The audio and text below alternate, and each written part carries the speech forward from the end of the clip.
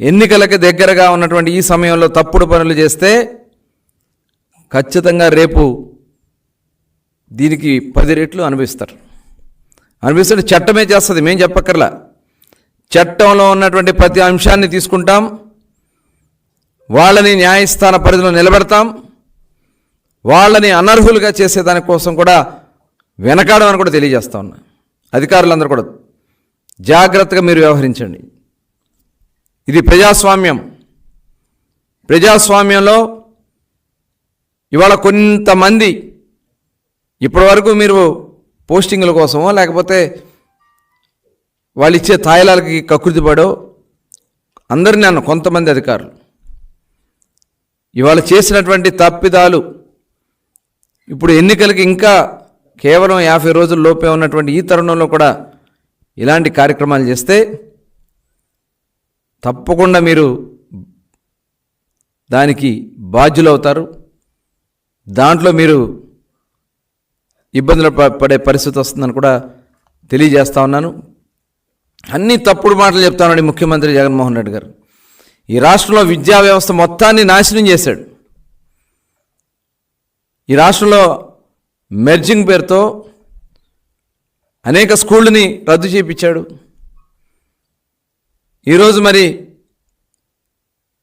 ఏదైతే aided schools ఉన్నాయో aided schools ఆస్తులు కొట్టేయడానికి కుట్రలు చేసి ఇవాళ ఎయిడెడ్ స్కూల్స్ మొత్తాన్ని కూడా కొంతమంది దాతలు ఆ రోజున విద్యా వ్యవస్థలో సొసైటీకి ఉపయోగపడాలని చెప్పి ఎయిడెడ్ స్కూల్స్ని ఏర్పాటు చేస్తే ఇవాళ ఎయిడెడ్ స్కూల్స్ అన్నిటిని కూడా నాశనం చేసి ఇవాళ నేనేదో స్కూళ్ళల్లో కంటెంట్ ఇవ్వడానికి బైజూస్ కంటెంట్ నేను పెట్టించానని చెప్తానండి ముఖ్యమంత్రి. ల్యాప్టాప్లు ఇచ్చానన్నాడు. ఏమైనాయి ఇవన్నీ? వందల వేల కోట్ల రూపాయలు ప్రభుత్వ ధనాన్ని దోచిపెట్టినటువంటి ముఖ్యమంత్రి ఇవాళ బైజూస్ సంస్థ ఇవాళ ఆల్రెడీ ఎంక్వైరీలు జరుగుతూ ఉన్నాయి. ఇవాళ అడ్రస్ లేకుండా పోయాడు. వాళ్ళు చేసినటువంటి తప్పిదాల్లో మీరు కూడా భాగస్వాములు అవుతారు. అధికారులు కూడా చెప్తా ఉన్నాం, ఆ బైజూస్ సంస్థలో చేసినటువంటి తప్పిదాల్లో పాలకులతో పాటు అధికారులు కూడా ఇబ్బంది పడే పరిస్థితి వస్తుంది. చూసాం గతంలో మరి జగన్మోహన్ రెడ్డి గారి సూట్ కేసు కంపెనీల్లో ఎంతమంది ఐఏఎస్ ఆఫీసర్లు రోడ్డున పడిపోయారో చూసాం.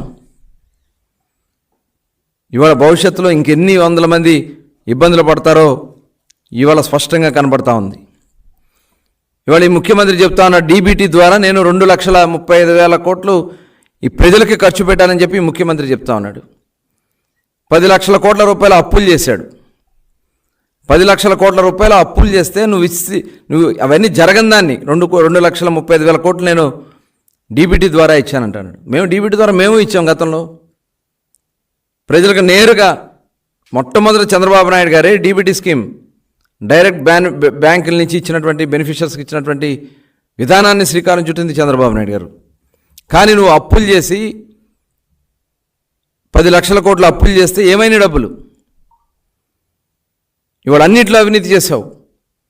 మద్యంలో పనికిరాని చెత్త బ్రాండ్లు పెట్టించి నేనొస్తే మద్యపాన నిషేధం చేస్తానని చెప్పినటువంటి ఈ ముఖ్యమంత్రి వాళ్ళ దాంట్లో ఎంత ఆదాయాలు తీసుకుంటా ఉన్నావు? ఆన్లైన్ పేమెంట్లు బడ్డీ కొట్ల దగ్గర జరుగుతాయి, ఆన్లైన్ పేమెంట్లు డిజిటల్ ట్రాన్సాక్షన్స్ జరుగుతాయి. కానీ మద్యం షాపుల్లో ఓన్లీ క్యాష్. ఏంటంటే మొత్తం ఆ డబ్బుల్ని రేపు ఎన్నికల్లో వాడాలని ముఖ్యమంత్రి గారు ప్రయత్నం చేస్తూ ఉన్నారు. ప్రజలు కూడా మీకు 10 రెట్లు ప్రజలు ఆలోచిస్తూ ఉన్నారు. ముఖ్యమంత్రి గారు ఎన్నికల ముందు చేసే ఏ విషయాలు కూడా ప్రజలు ఇవాళ పట్టించుకునే పరిస్థితి ఫీల్డ్లో మేము చూస్తూ ఉన్నాం. ఆఖరి నిమిషంలో ఇప్పుడు తీసుకొచ్చి మీరు తాయిలాలు పెడితే తప్పుడు తాయిలాలు పెడతా ఉన్నారు. మళ్ళీ అధికారంలో రావడం కోసం తప్పుడు తాయిలాలు పెట్టుకుని ప్రకటించుకుని అందలం ఎక్కాలంటే అది సాధ్యం కాదు. ప్రతిదీ ప్రజలకు గుర్తుంది. నా ఎస్సీలు, నా ఎస్టీలు, నా బీసీలు అన్నావు. ఎస్సీ సోదరులకి ఏం న్యాయం చేశావు? ఎస్సీ కార్పొరేషన్ ఏమైంది? ఎస్సీ సప్లాన్ నిధులు ఏమైనాయి? రండి చూపించండి. మేము చర్చ కాదు, ఇవాళ ప్రజల్ని చైతన్యపరుస్తాం. డాక్టర్ సుధాకర్ని అతి దారుణంగా హత్య చేశావు. అనంతబాబు డ్రైవర్ని, సుబ్రహ్మణ్యాన్ని అతి కిరాతకంగా హత్య చేపిస్తే పోలీసులు పెట్టి ఊరేగిచ్చావు. ఇదేనా నువ్వు దళితులకు చేసినటువంటి న్యాయం?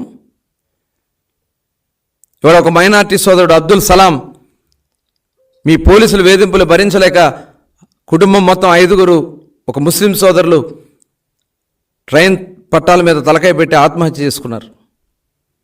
ఒక అభం శుభం తెలియని 10th క్లాస్ చదువుతున్నటువంటి మిస్బా, ఒక ముస్లిం సోదరి, మీ కిరాతకాలకి, మీ వేధింపులు భరించలేక ఆత్మహత్య చేసుకుంది ఒక విద్యార్థిని, 10th క్లాస్ విద్యార్థిని. చెప్పాలంటే చాలా బలహీన వర్గాలకి ఇవాళ సప్లాన్ నిధులు లేకుండా చేసావు.